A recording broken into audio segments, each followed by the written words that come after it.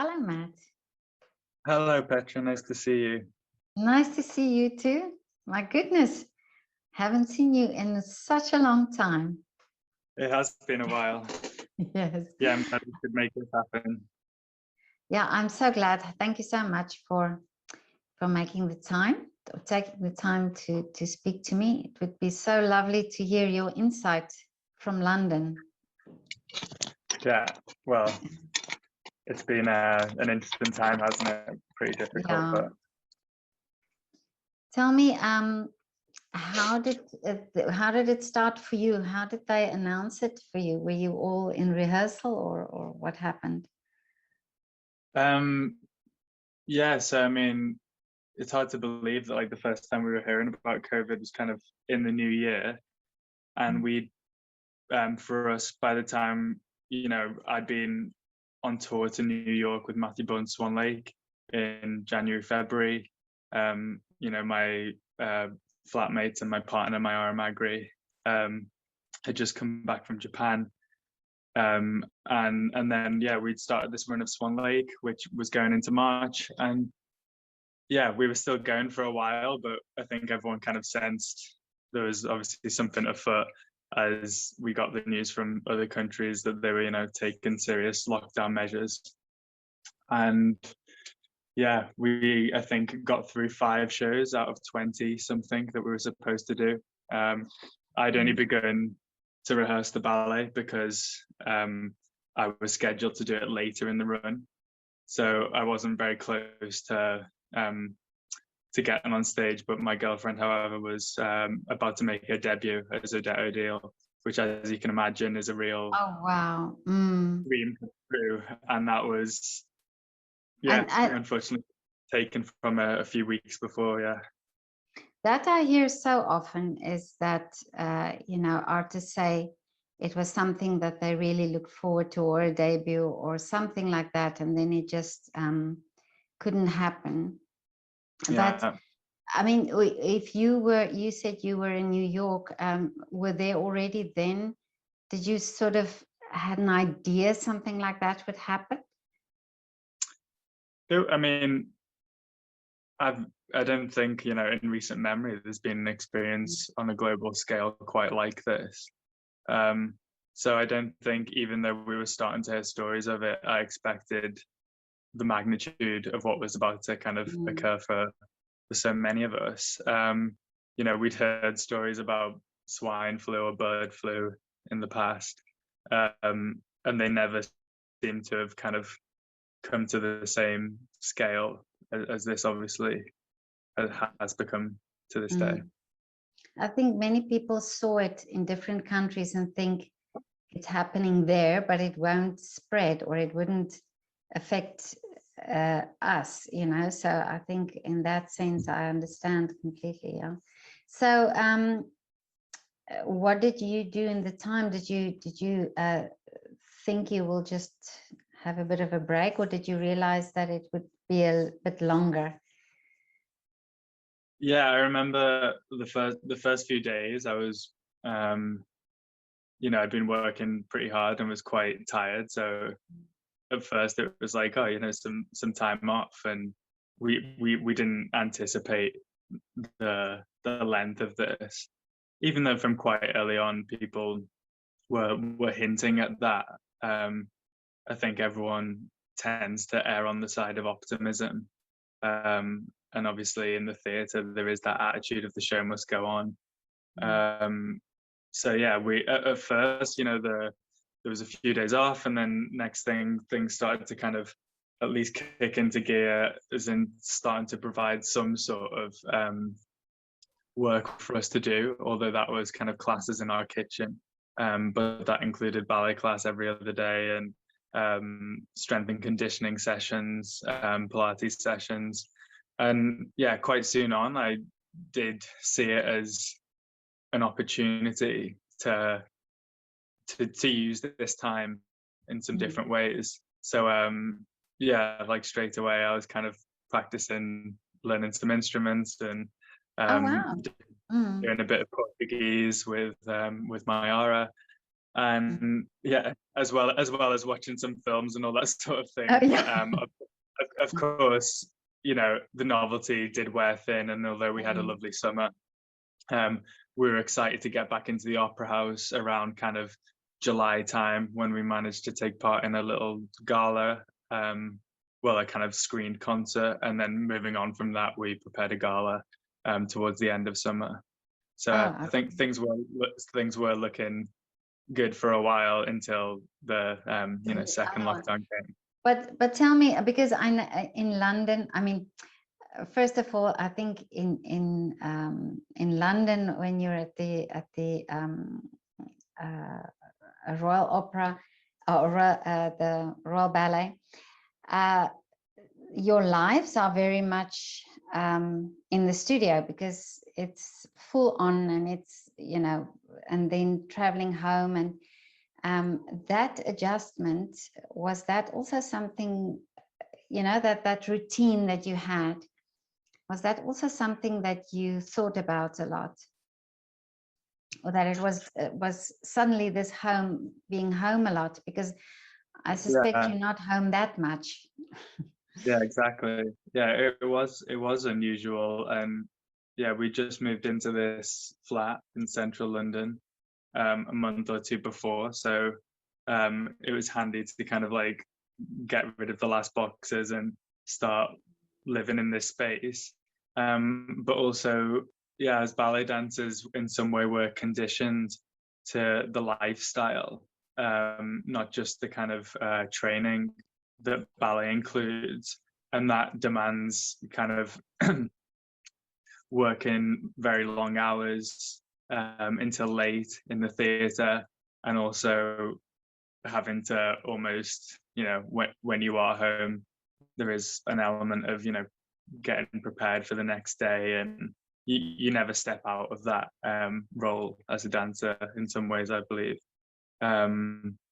So yeah, it was a big change. It was a really big change. And yeah, things like yoga and some different sort of physical practices I found really valuable in giving me an outlet for that kind of physical energy and expression, but it being about a kind of internal journey rather than this very outward extroverted practice that dance generally is. It allowed for a different sort of kind of, yeah, I would say kind of reflection as well, because this lifestyle that we usually keep up with is so intense, and we're going through, especially at the Royal Ballet, we're going through so much different repertoire.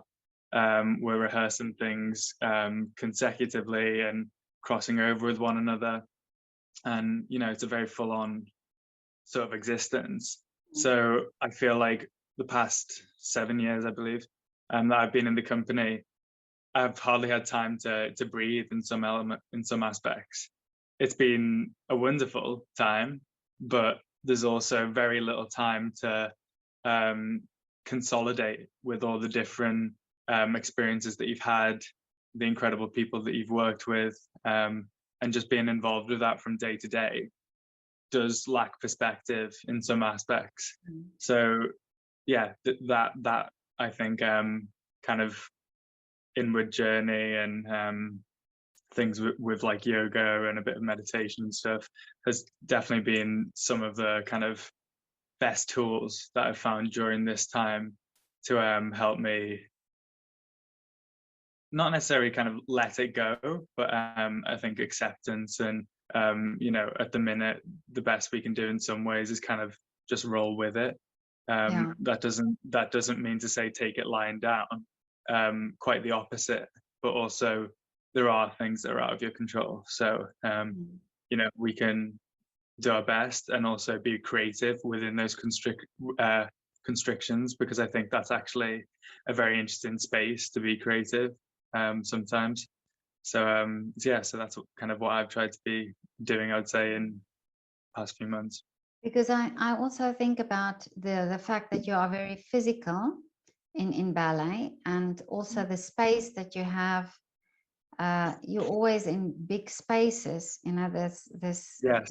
staff of the studios and the stage, and it's all these, and also the energy amongst the dancers, this always being together. I mean, if I just think of your training since you were young, you were always with people. You're always dancing in this sort of environment where you with other dancers. And I wonder a lot about this isolation, even if you have a partner or you have friends or colleagues around you, but it's this this bouncing off each other in dance. I think that's probably something, I don't know, but I'm asking if it was for you also a problem, not a problem, but something to deal with. No, it certainly was. And, all these kind of topics that you're touching on, I feel like are kind of like the lifeblood in some elements of, how we function as dancers, and also how we thrive on that collective energy, collective effort, collective imagination even. And, that is something that I think keeps us going day to day. There's an element of camaraderie, there's an element of competition, there's many factors and facets to it, but it is something that makes our job quite unique in some ways, I think. And obviously that physical interaction is something very profound between humans. As I say, I'm been in lockdown with my girlfriend, so we immediately became a partnership, which we'd very rarely danced together in the past. So that was something lovely that came out of it. But being in those big spaces with the whole company, I mean, we've been training at the Opera House since summer, luckily enough, because of the kind of COVID safety measures that they've put in place to make it a kind of COVID safe work environment. So we've luckily enough been having access to those great spaces, but class is still very much a different thing to how it was before. We're all in masks. There's only a certain number of people allowed in each studio. Half the time we're taking class in another room with a computer, with a TV screen connected to a computer, which shows a live feed from the other room. So very often we're not with a pianist or a teacher.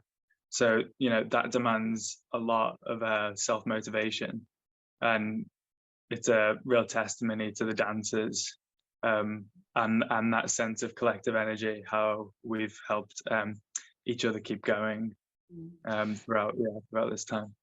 Yeah, I've also been thinking, if you look at, for example, in orchestras and musicians, of course, they also, orchestras also have this together, being together and so on, working together.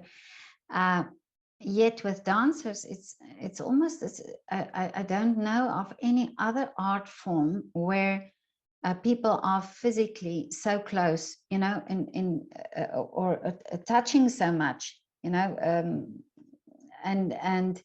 now in COVID, I think this is something where if you look at an orchestra, you can move the people, you can move the musicians a bit further apart and sort of adjust to that.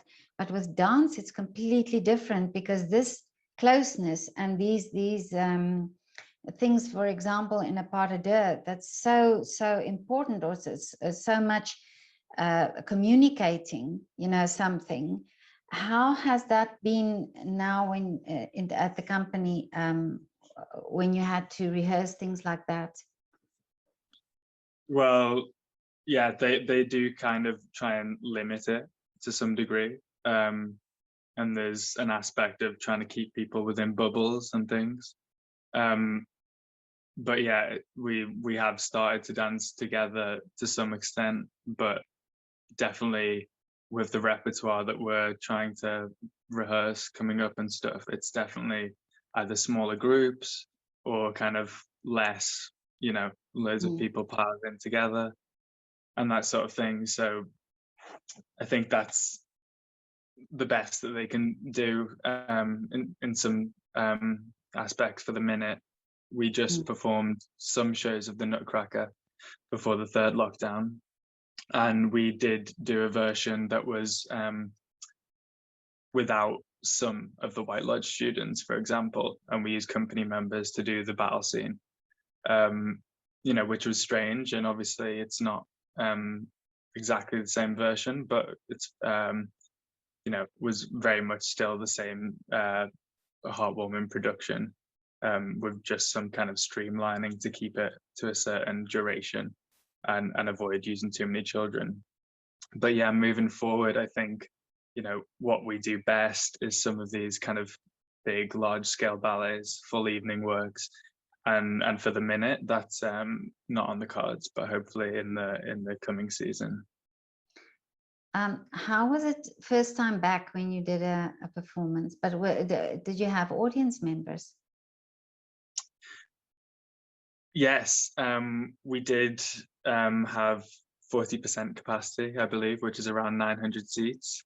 But for the first shows, there was also some streaming shows without audience, and then some we had with audience, and then it's kind of been a bit of a back and forth. And then we did another show where the audience was supposed to be there, but they couldn't. So half of the kind of staff of the Opera House were there cheering everyone on, and we tried to make it sound like we were 900 people, which we did a good job.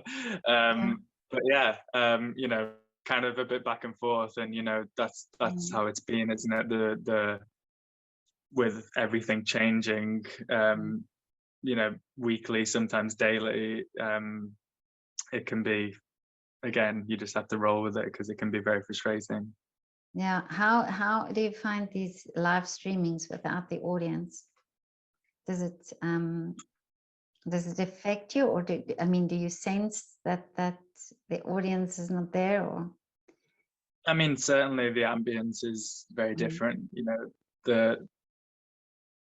the way a performance feels when you have a live audience, the atmosphere that produces, and the feel that we get of being on stage and having a give and take with the audience, of giving moments to them, and including them within your performance, is something, you know, very special. So I don't think it's exactly the same, but there is also something thrilling about a streaming where in actual fact there might be more people watching you than a full house at the same time. And although they're not there with you, I think we have to try our best to kind of fill it with just as much magic. And eventually, you know, we will be back in the theatre for live performance, which I think is invaluable, and you know, it's always going to have its place. But you know, for the minute, and it's interesting you talk about concerts, because actually I got for Christmas a subscription to the digital concert hall of the Berlin Philharmonic.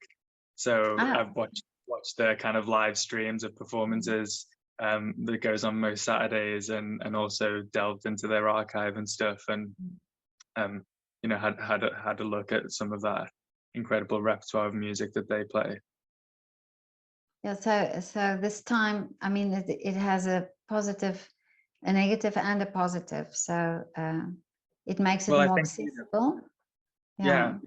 We can access it, can't we, on an international scale, which is, yeah, as I say, very exciting. But it definitely is still important to hold on to the sense of community, I think, that a theatre can have about it, which shouldn't be lost. Yeah, I think on the one hand, I also think that this online, this streaming, although, you know, there's a lot of critique about it, but there's also this, as you say, the positive. And it also, I think, at some point you will feel you would love to go and see it live. You know, if you watch it on screen, then you have this urge to have more, to experience more, and maybe that will also then sort of motivate people to go to the theater and experience it then live, hopefully. Yeah. I think Matt, I'm also talking a lot about the value of art, and if you feel, do you feel in the UK that art is valued and artists are valued? Well, I think London does have a certain buzz about its cultural scene. One of the most exciting things about that, and the most interesting thing is the variety of things that are on. So obviously, I belong to like quite a large cultural institution, but I also love the fact that you can go to small theatres, small galleries, and watch some incredible work as well all over the city from all sorts of very diverse backgrounds. And I think that's definitely appreciated in London. I think one sad thing about Britain is the money that's plunged into the arts in London creates some sort of a vacuum around the rest of the country, where there is a lot of exciting things going on, but people just aren't talking about it enough. And I think, coming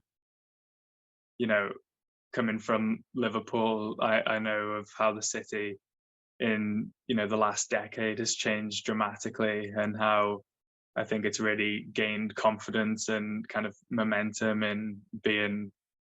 I think it's always there's been a pride about being Liverpudlian, but the way it has something to offer in a cultural sense, and in a different way to what London can do. And there's incredible venues in Manchester, Stratford, all over the country really. And yeah, I would like to see more of that happening. And for me, I've only had one opportunity really to perform back in Liverpool since I was a young boy, in fact, which was through Matthew Bunt Swan Lake, and that was an incredibly special experience for me. Of course, yeah. But I'm thinking that also because a lot of artists,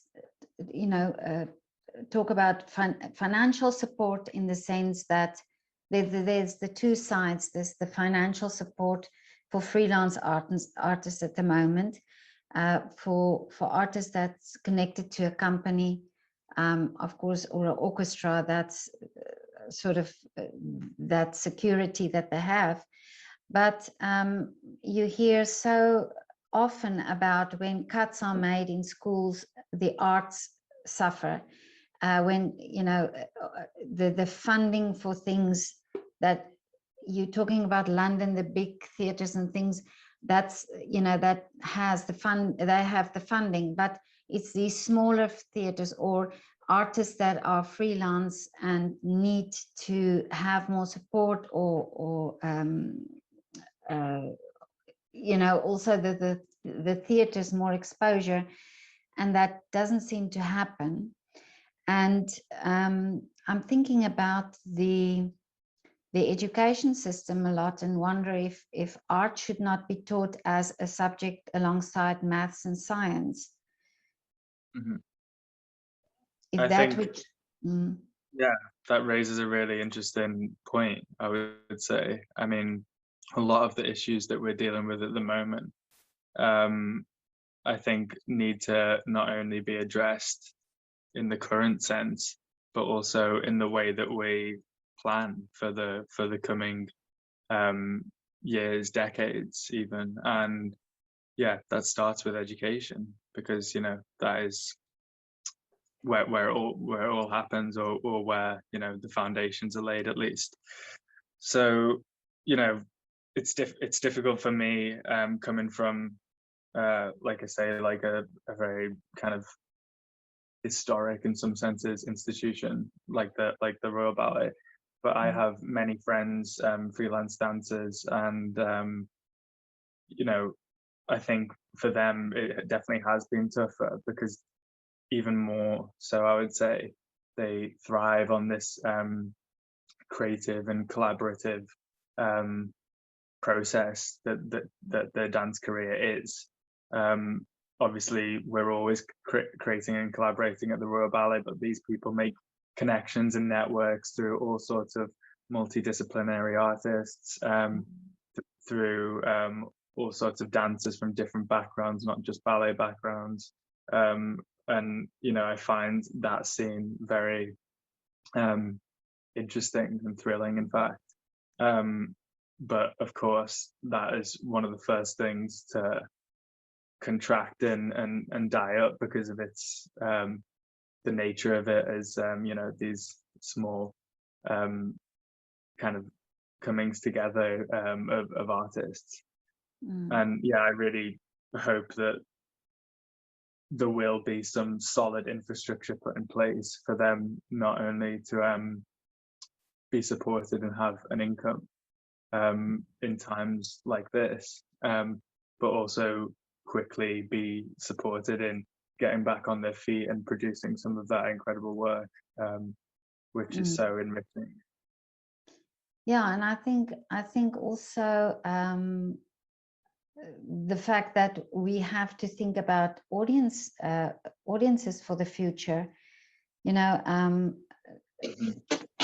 art and schools, that doesn't necessarily mean that we're going to have a lot more musicians or ballet dancers or painters or artists, but that we will have a generation that can appreciate art, and that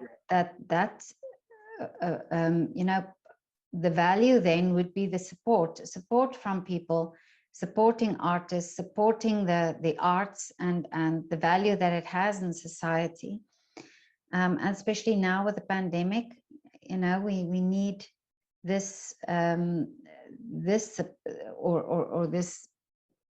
creative side as well, from the artists and from the audience. It's about the feel-good idea as well, that the arts bring. And I think now it's very important that we have that, especially now with this isolation that we had, that we should rethink really the importance of art, that it's not just entertainment, but that it's really something very valuable in society. Definitely.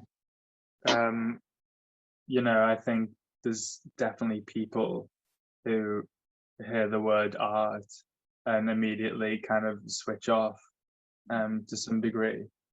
And that's because of, like you brought up, almost a lack of education and investment on a part of the people around them and themselves.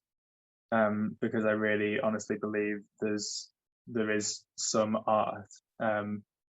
Not everyone's going to enjoy everything, but if people were able to take more time to kind of delve a bit deeper, explore different mediums and genres of dance, music, painting, whatever really, they would all have something to find there, some solace, to either kind of take them away from their life or to, often I think it's really important for art to engage with their life and experiences and the kind of experience of the modern day world. Yeah, and that's and on that note, I also think that this connection between artists and the audience is so important, not just from the stage, from if we see you on stage, it all looks very easy and effortlessly, yet there goes so much into that, and it's not just the rehearsals, it's also the time before, and it's also the years of training and overcoming things, and that makes the artist. So artist is not just there and or has to study something, but it's all the life experiences and all the obstacles and things that they overcome that makes them this artist. And I wonder if artists start talking about this and not just talk about the good things that happen, but also about sometimes the things that had to be overcome, or the injuries that how they overcome injuries or obstacles, or even, you know, just the path from the decision to do something and to become the artist.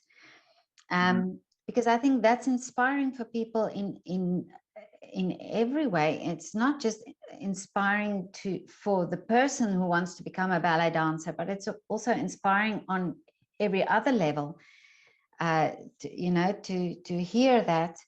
And I wonder if there would be a deeper connection between the artist and the audience, if that is more open, you know, or more talked about a little bit, or how productions, you know, are created, or something like that. I would personally love for art in general, yeah, to be approached with a really strong sense of context, which I think is kind of, you know, what you're saying, that understanding where a work is coming from, and also the kind of, again, it's a very multifaceted answer this as well, you know, as we talk about collaboration, these works within the ballet tradition have gone on from an initial creation to layers and layers of different interpretations and different stagings and reimaginings of these productions, and each time we perform them in that live moment, it's a unique performance, which is incredible. But what's also lovely, and I think helps an audience engage with the work, is to really give them and invest with them in helping them to draw new meaning from the work, as well as look at all the kind of incredible aspects that go into putting that performance on stage. And one of the amazing things I think about that as well is it's not just about the dancers and their stories, but also the incredible lighting team, the stage management, who are almost always entirely invisible and trying to remain behind the scenes, but they are, you know, right at the forefront of what's necessary to put on a performance, and yeah, and that includes like the orchestra, who are kind of down in the pit, and for some seats in the house they might not even see an orchestra down there, but they are, you know, driving this entire experience to a great degree. So yeah, I would love to see different ways of exploring that. I think social media to some extent has been at the forefront of allowing people to start to get windows into how people actually kind of function on a day-to-day basis. I think it can be a really powerful tool, but also can be a dangerous one. So like, I don't think it needs to be, it shouldn't be everything. And I think we should as well, like, think about different ways of kind of explaining things, and as you say, engaging audiences with what we do in the context of a piece. Yeah, exactly. Yeah, social media in that sense, I love social media because my whole project I've run on social media, so it's wonderful. And of course connect people in such an amazing way, you know, but on the other hand, social media can also be sometimes a false image, and I think this time now that we, you know, we got so real, it's real, this is nothing, you know, we're all in this really together. I mean, and everybody affected in a different way, but we are all affected. But I wonder if we shouldn't now think and say, be more honest and say, look, you know, it hasn't always been easy, or I don't every day feel like, you know, doing something, but I still do it. You know, I still go and I do it, so that people understand this is motivation, this is perseverance, and this is how you get there, is by these days that you feel not so motivated and not so eager to go, but I go, you know, or I get an injury and I overcome that by doing this and this and this. And, you know, like you said, you did yoga and you did other things. And this is why I asked people also what they did and how they kept themselves motivated, because, you know, it's interesting that what artists do in this time. So yeah, but you said you you did yoga and you listened to music. That's great. Yeah. Yeah, I And mean, I've got up to quite a few different things really, but yeah, those and are a few. Portuguese, you taught yourself Portuguese. Well, it's an ongoing process, but yeah, Okay. I'm doing okay. Yeah. Yeah, that's amazing. Well, no, I enjoy the challenge, and I also enjoy the process of kind of working things out by yourself. Mm, And I think that's often been a way, or one of the ways that I've learned in the past, as well as having some incredible mentors and teachers along the way. mm, Um, but yeah, you know, not to gloss over everything, you know, things have been very difficult and unbalanced. I would describe it as. I wouldn't describe the time as being, you know, the toughest time of my life necessarily, because I mm, am certainly very lucky in a lot of elements. And, you know, whilst I'm not being paid a full salary, I'm still able to live comfortably. You know, which is a luxury, because which many people don't have at this moment. Um, but the kind of my psychological landscape has definitely been very up and down, perhaps more than usual.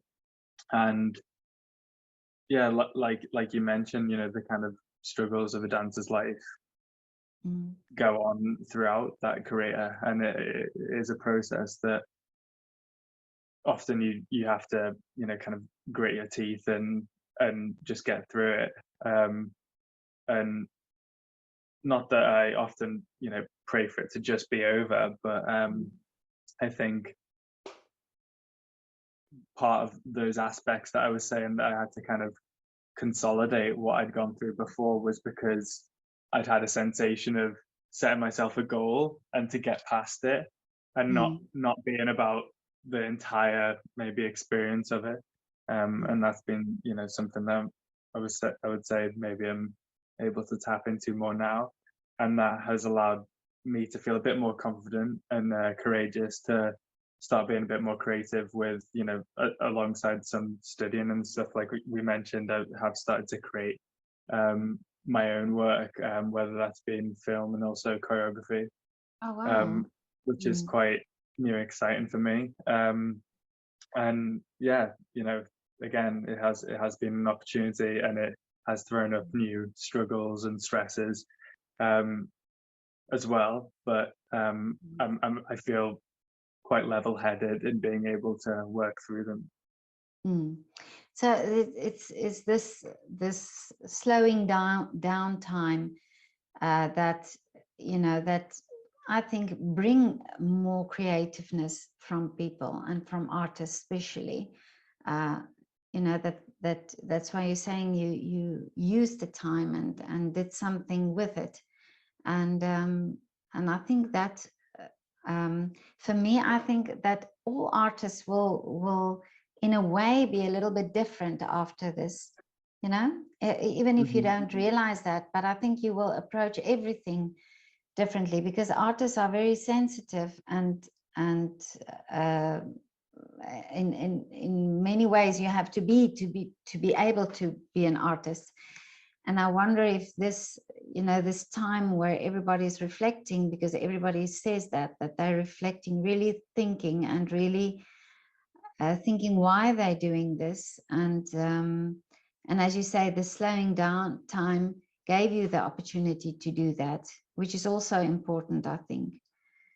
Mm. So, but listen, Matt, what is your wish for when this is all over? I think what I would say is almost echoing what you were just starting to talk about, that we will, get back to being able to function more normally. I am doubtful that our previous sense of normality will come back anytime soon. But yeah, I'm hoping that something has shifted. Not that we were ungrateful before, or not that there wasn't great things happening, but I just hope that there's a renewed vigor in our approach. I think often the most valuable thing that we can invest in our work is time, and that's often something that we don't give it enough of to come to fruition. And that's something that I'd like to kind of see continuing to happen, even if life's pace does, kind of start to pick up more momentum again. And yeah, also works that feel necessary rather than just superfluous. And whilst I really do admire a lot of kind of works that are, meant to in a way be escapism or completely abstract, I myself find there to be more potential, in a way, in when a work is deliberately asking questions and making people not just enjoy the moment and the experience of being in the theatre, but what they take away and what they process for days to come. And I'm not necessarily suggesting that someone goes home a new man, or but that they have a kind of, at least a question in their mind, or a feeling, an experience that seems to offer, a different perspective, a different energy that they can start to bring into their life. Well, Matt, that's a wonderful wish, and I actually think we will be more equipped to do that, because I think everybody has been through times where now that we really have to think and reflect. And I wonder if choreographers will now also create in that way, to give us something to think about and to reflect. And yeah, this is a wonderful wish. I really think that that we will be prepared for something like that, or we will, by the time we will be prepared. I have this, and now that I hear you talk so much about this, also this reflecting and this time that you had, and what everything you did. I have this idea that we say we call it lockdown, and we actually are locked down physically, but actually mentally we are very much free. It's really we have in this confined space, we have this wonderful freedom to do everything, because we have the freedom of time, and we have also the freedom of deciding what we want to do, which otherwise we don't. So for me, I think I see it that way, that the lockdown is actually a sense of freedom. Yeah, I think there is, and there is some empowerment that we can kind of get from that. Yeah, I think many people have developed or found something that they thought they would never do, or that they surprised themselves actually.